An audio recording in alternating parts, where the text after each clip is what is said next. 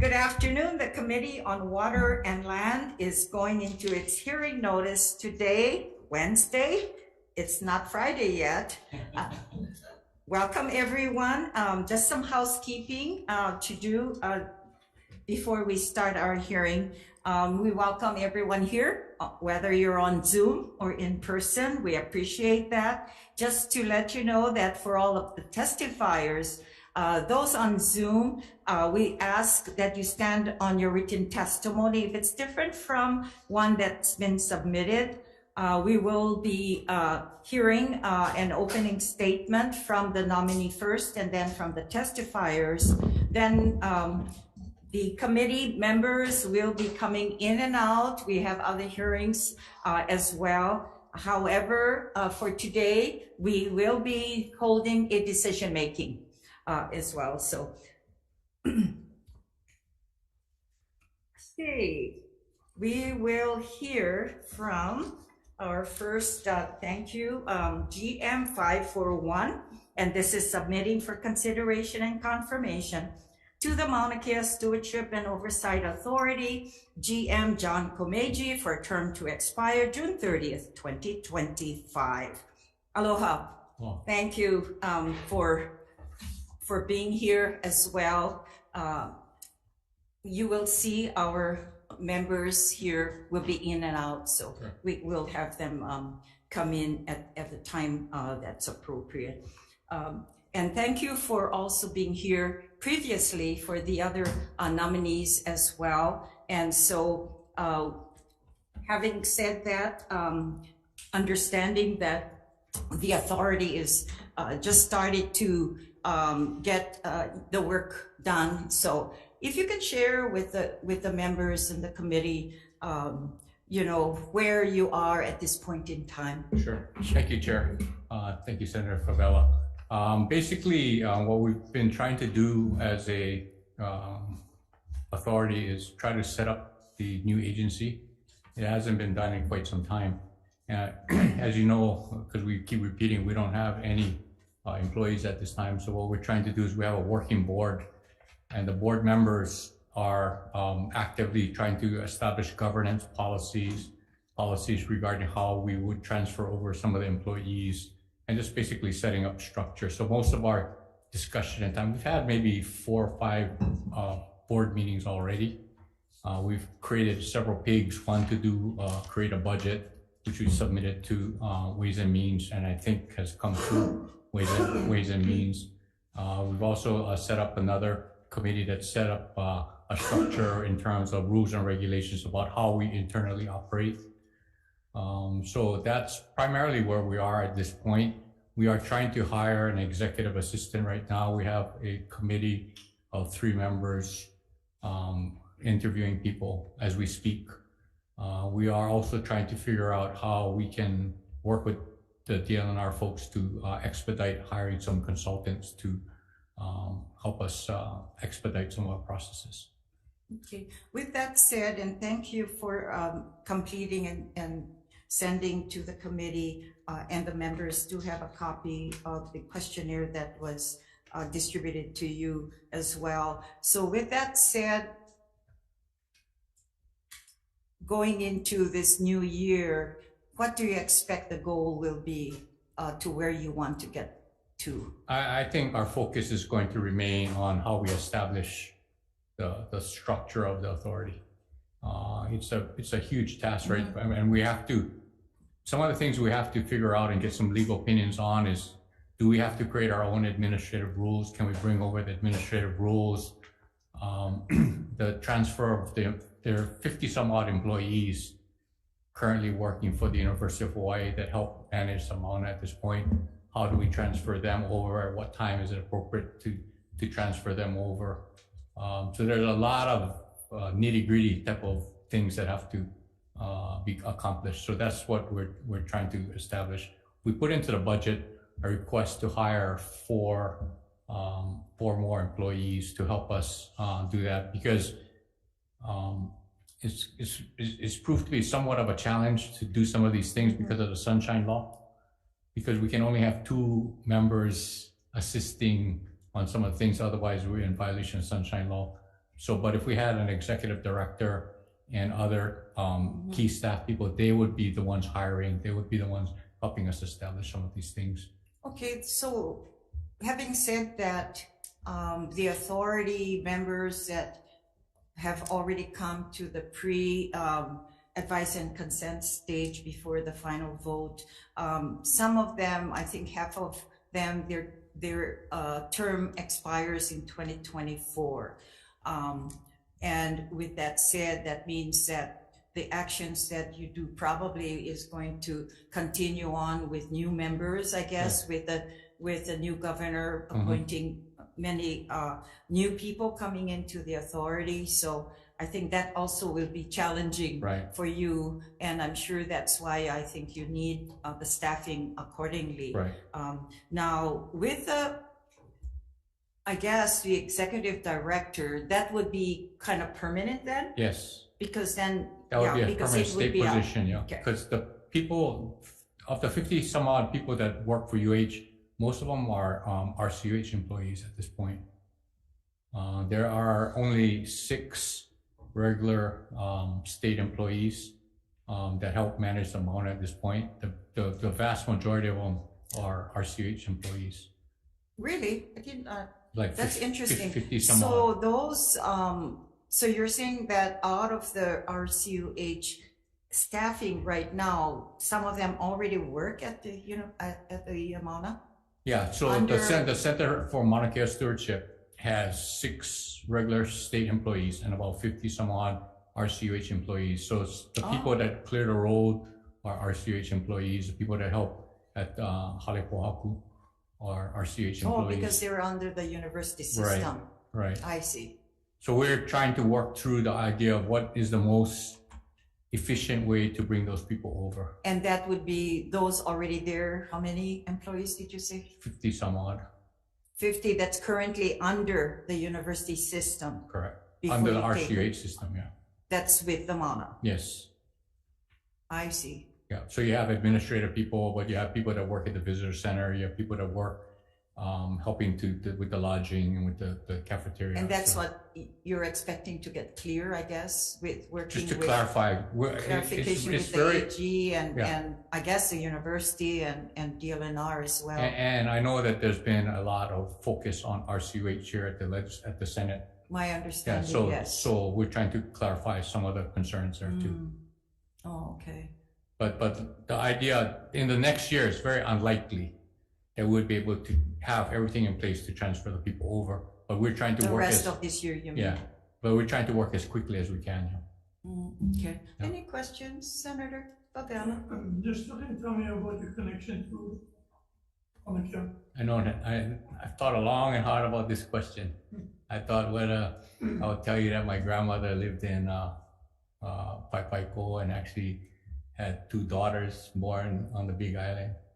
And then I have relatives that she knows, the Okuyamas, the Nakamotos. But that's kind of a small town. But it's a kind of a shallow answer to me, So the reality is that I have relatives and people there, but my real connection to Mauna Kea is in a broader sense. I think what's happening at Mauna Kea is really important to all of Hawaii. In terms of how we in Hawaii always believe that we are special, and I believe that we are special. I want us, all of Hawaii, to figure out a special way that we deal with issues such as Mauna Kea, a Hawaii way. I want us to come up with a solution which is a Hawaii way. And it's hard to describe in words what that means. But I say, you know what I mean, but to describe it. So that's my goal, to find a Hawaii way to address really critical issues like Mauna Kea. Well, right now you're a current member of the Mauna Kea Authority. Yes, sir. And then you also do 2025. Yeah. Okay, since you've been in the authority, what kind of stuff did you really accomplish? So we've had to kind of put everybody together as a board, right? And that 11, well, some of the people know each other, but many of the people don't know each other. So part of it is again what I explained to the chair, that we're trying to establish the framework about how we're going to operate together, committees, what kind of committees we're going to do. We've passed rules and regulations about how we internally govern ourselves. So more structural stuff, yeah. Well, that's what I said in the previous meeting. So, what do you do to build consensus and ensure the way forward? Can it be achieved? I believe that everything we do has to start with trust and respect. I need to build mutual trust and respect at all different levels with all different types of people and among the board members. That doesn't mean that people have to agree, but we have to be able to respect each other and then have the hard conversations and then trust that that what's being said is for real, right? So I'm confident we can do that at the authority level, but we got to do that at a broader community. And to do that, you got to communicate and you have to be transparent. So again, actually the same words. What do you do when you cannot build? You just got to keep trying. To me, I put down on my questionnaire to the chair that I put down that one of my qualities is persistence. My wife here says that you should have put hard head, because that's what you really need. So I take what Senator McKelvey said at one of the last hearings, that we cannot quit. We just got to keep trying. You know, part of what I used to do when I was a lawyer is I used to be a mediator, and I used to mediate a lot of cases and try to bring parties together. And you wouldn't believe how many times in a mediation I would tell my secretary, this case is never going to settle. The parties don't, but you keep going, and then boom, something happens. And but it's a willingness to keep going, even though it looks like you're not going anywhere. Yeah. You know, I was really happy when this was coming down. You know, the university, when we went up there for Site visit. observatory and the Mauna Kea, the bottom line is people don't understand, and I guess you guys understand because you guys are there on the authority, why this was necessary. In the university, when we met with them all in the room with Senator Kim and everything, they of the university didn't understand. So it had nothing to do with them being, they wasn't doing their job, or we are not happy with their work. But for 50 years, things have to change and evolve into something going different. So the questions that I had asked that I couldn't answer when I asked the question, and I continue asking the question, do you remember why the access road got blocked? Everybody's still talking about TNT. No, that's the part of it. But the reason was exactly what you just said. See, this is why I tell you right now, I'm really glad that we're doing this, because it's coming out to what we as a state, as an island, and as Hawaiians need to have this understanding. Because everybody think it was just about the TMT going 4 stories below, hitting our aquifer. Yeah, that's hurt the people. You know what the one was? Trust. Yeah. When people don't trust you, they come out in droves. And then what happens? They make up their own assumptions and get bigger and bigger. And this is the reason why people don't realize, a lot of people who's maybe not for it, but understand as we go forward why there's a need for it. Because we need to have that conversation that we did not have 50 years ago. All right. Everybody, including the people that was up there for 37 years, even though they was up there, even they was in the dark.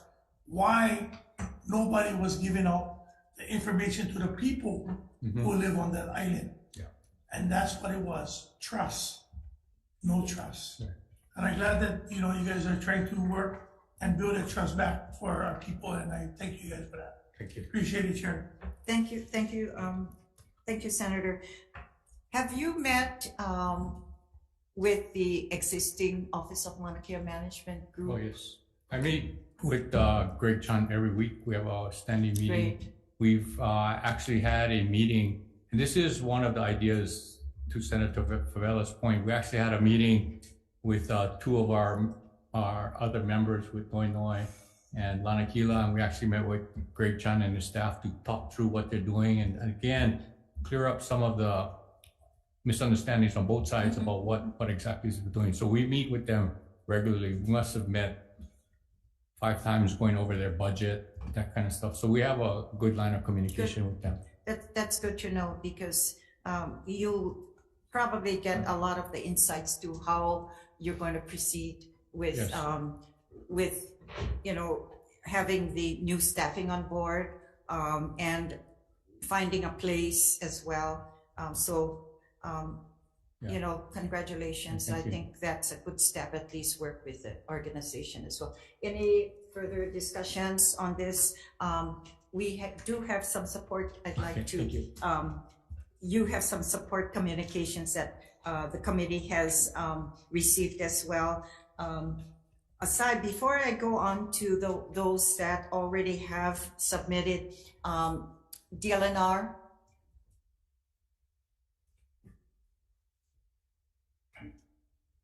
Aloha, Chair, Vice Chair, Senators. Laura Ka'akua on behalf of DLNR.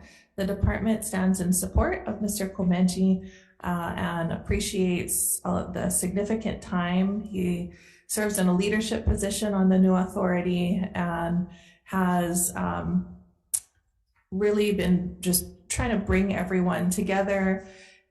He's been very helpful at not letting the voluntary members feel overwhelmed in that we have a very specific list from the legislature that the authority has to accomplish. And so he's trying to keep everyone on track and move strategically and methodically down the list of to-do items. So we're appreciative for all of his work and do lend our support. Mahalo. Thank you very much. Is there anyone here in present who wish to testify? Please come on up if you wish to.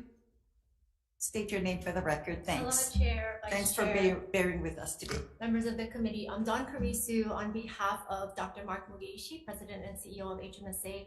We apologize for submitting our testimony late, but Dr. Mark really just wanted to highlight and emphasize that Mr. Komeji is really the consummate professional. And he's someone who has a deep commitment to our island community and our residents. And so we just ask for your support of his nomination. Thank you so much. Thank you. Thank you very much. We did receive support communications from the Hawaiian Civic Club, Hawaii Pacific Health, Ray Vara, Matson Navigation Company in support, Matthew Cox as well, Kuhaku Park with Matson, as well as Nelisa Sato, Hawaiian Telecom, I guess the former company you worked with before, Sushin said communication in support, Canada Friends Hawaii Telescope, and we do have additional 7 more support communications, 1 in opposition with HMSA as well. We did receive communications from Dwayne Kurisu. Is anyone else wishing to speak to GM 541? Anyone on Zoom IT? On Zoom, Chair. Okay, hearing none, then Chair, members, I know we're supposed to be at other hearings as well. So Chair's recommendation is we go into decision making, and the Chair's recommendation is to advise and consent on GM 541, and this is submitting for consideration and confirmation to the Mauna Kea Stewardship and Oversight Authority, GM John Komeji, for a term to expire June 30th, 2025. Any further discussions? Okay, hearing none, Vice Chair for the vote, Chair goes aye. Okay, Chair's recommendations to advise and consent on GM 541. Chair votes aye, Vice Chair votes aye. Senator Chen. Excuse. Senator McKelvey. Yes. Senator Favela. Yes. Madam Chair, your recommendation is adopted. Okay, the Chair is going to call for a short recess before we continue on because we'd like to congratulate our nominee. Okay.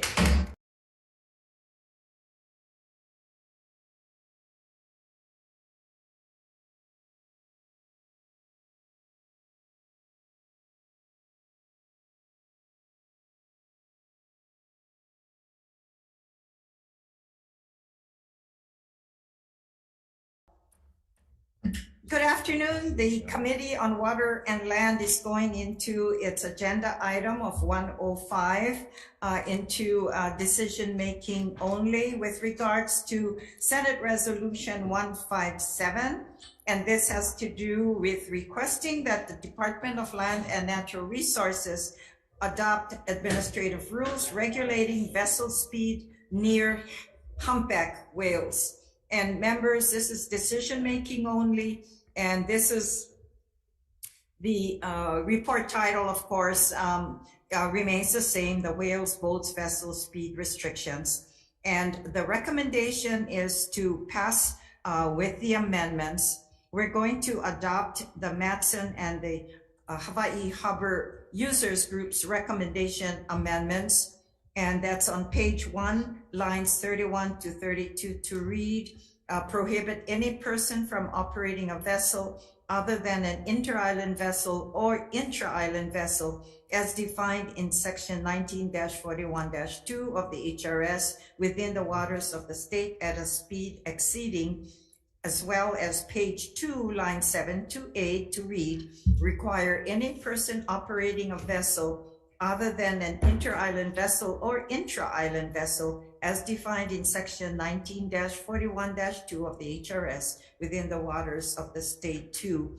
The yardage was absent with regards to the original measure, and my understanding is that we're asked to include the number of the yardage. So we'll insert 1,000 yards on page 1, line 35, and page 2, line 9, so we can move this resolution forward. Any discussions? Okay. Hearing none, Vice Chair, to SR 157 is to pass with amendments. Any further discussions? Otherwise, Vice Chair for the vote, Chair goes aye. Okay, Chair votes aye, Vice Chair votes aye. Senator Chang's excused. Senator McKelvey. Yes. Senator Favella's excused. Madam Chair, recommendations adopted. Okay, thank you. This concludes our hearing for today, Wednesday, April 12th. Thank you, members.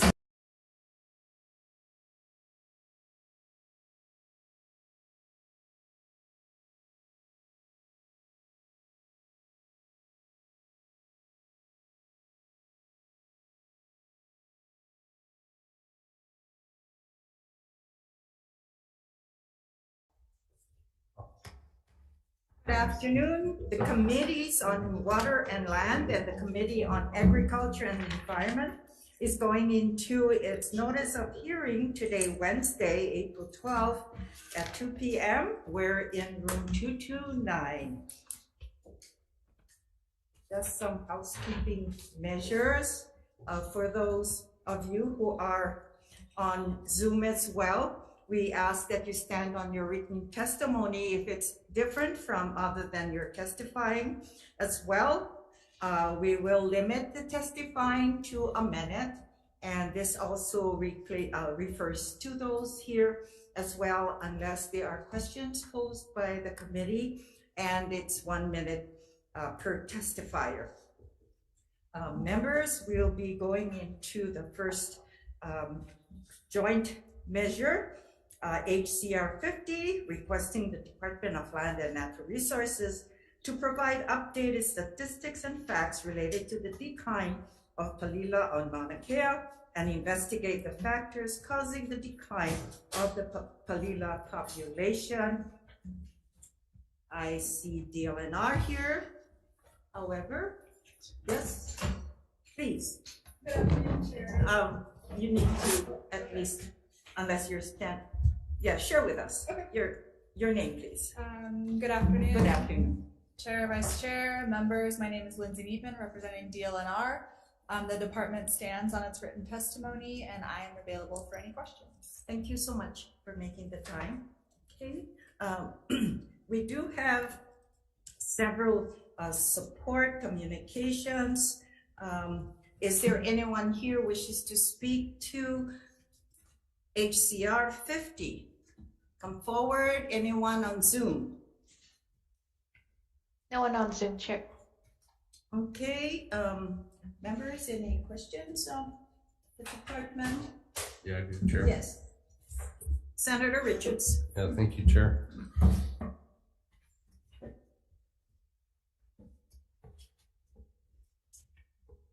In your testimony, you talked about plan for 23 to 27 as far as PLELA. Can you expand on that a little bit? Yeah, so we have a written management plan that includes plans for reforestation around Mauna Kea. That is currently being undertaken by a DLNR sponsored project called the Mauna Kea Forest Restoration Project. They also do predator control, so controlling populations of mongoose and cats, which we believe are one of the biggest threats to Palila. And those are kind of the two, that and introduced sheep. Those are kind of the, I guess, the three biggest threats that we perceive as threatening Palila. So overgrazing by introduced ungulates, non-native predators, and just an overtaking of the ecosystem by non-native plants. So we're planting trees, trapping animals, and removing sheep. What about avian malaria? So to our knowledge, Palila aren't currently threatened by avian malaria. They occur at high enough elevations that it's too cold for mosquitoes to breed and malaria to persist. However, with climate change, it's potential that in the future, they definitely would be threatened by avian malaria. Okay, and then another concern was in the Mamani Forest on Mauna Kea, the understorage. It used to be grazed periodically. Overgrazing is bad, but the fire understorage is a big concern. And does your plan include mitigating that somehow? Yeah, definitely control of fountain grass, which is one of the biggest problematic understory grasses. Also maintenance and creation of new fire breaks. So, if a fire were to get started, hopefully it could be contained through those fire breaks. Okay, all right, thanks, Chair. I yield. Okay, thank you very much. Any further discussion? Yes, Senator McKelvey. Real quickly, how many of these birds are left now, roughly? So our last kind of official analysis of the data was in 2018. I believe there were just under 700 left. Under 700. And kind of just looking at our counts since then, so unofficially, it seems like the population has continued to decline. So we're planning to analyze the data between 2018 and 2023, hopefully later this year. Do you have any rough idea how many breeding pairs are left out of that population? No. I mean, do you think there's a potential for a genetic bottleneck to occur given how small the numbers are, which could doom the species no matter what we do? Yeah, it's definitely possible, and that's a concern with any island species because there was, just a few individuals that founded the population as well, so they're already probably more genetically limited than mainland populations. I don't think that's going to be especially problematic at this point, but it's definitely something we need to keep an eye on in the coming years. Because you're going to put that in your long-range planning for the species recovery. So would you try to bring genetic diversity in from mainland populations elsewhere, or how would you?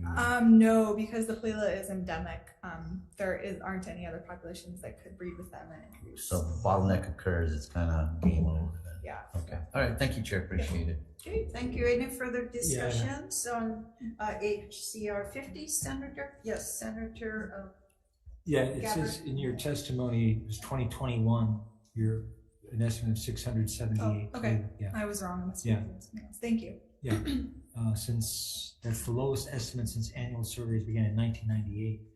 You also mentioned the testimony to Palila Hui. Who makes up that and who's working on this? So that is biologists from DLNR, biologists from U.S. Fish and Wildlife, and I mentioned earlier the DLNR sponsored project, the Mauna Kea Forest Restoration Project. And they're just found at a certain elevation too, right? They're not like yeah, right, just on the slopes. And that's it, just in that one area. Yeah, basically. The whole state. Wow. Yeah. It's really troubling, the decline. Yeah. So. Okay, thank you. Yeah.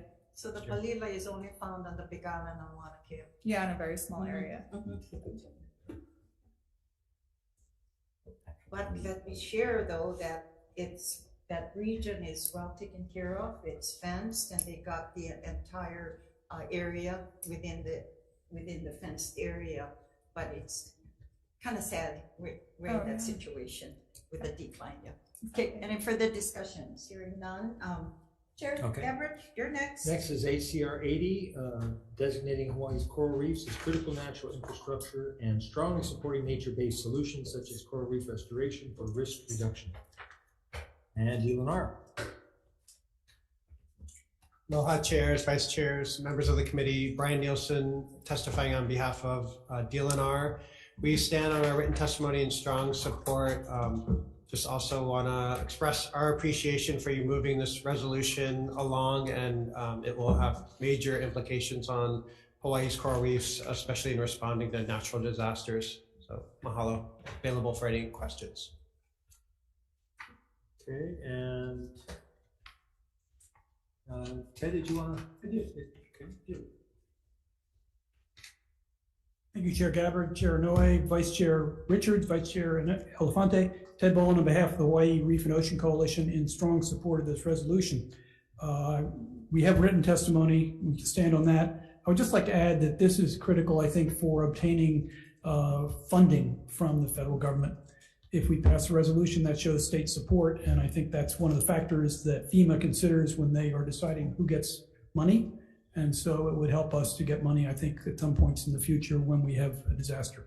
So I urge the support of the resolution for that reason, as well as the fact that the coral is a fabulous protector of the shorelines. Up to 97% of the wave energy is stopped by coral, and we need to do what we can to keep our coral healthy in order to preserve our shoreline, our economy, our way of life. Thank you very much. Thank you. Anyone else wishing to testify on HCR 80? Questions? I got a question for Brian, for DLNR. So Brian, can you just elaborate on examples of nature-based solutions? What's the... So nature-based solution, an example may be a wetland that has native plants that can absorb sediment, storm water before entering the ocean, in the sense of coral reefs. Having a living coral reef can dissipate wave energy before it hits shorelines, and there's been studies that have shown that, you know, even 3 feet lowering of the reef can have major consequences of damage to our roads, our buildings, our homes. So having living reefs that are healthy and functional would be a nature-based solution. All right. Anyone else? Yeah, can I answer a question? You know, we talk about act of God and other incidences that is beyond our control.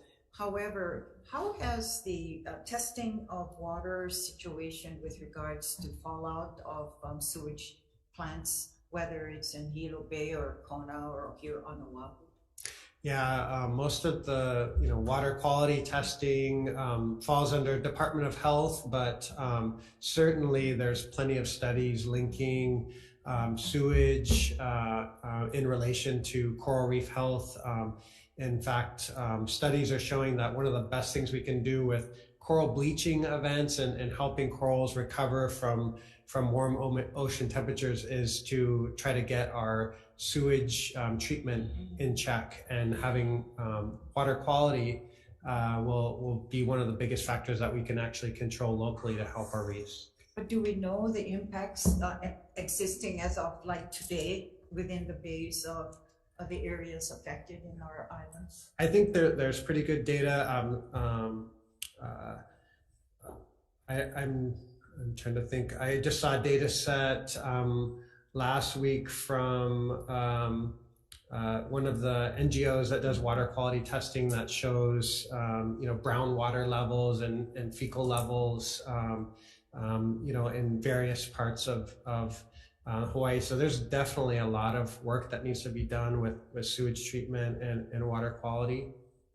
Yeah, it's my understanding that coral bleaching seems like the most impact with regards to our nearshore waters. Absolutely, and yeah, it's challenging for us to control coral bleaching, but these local factors like sewage, that's something that we can make a difference. Yeah, the brown water.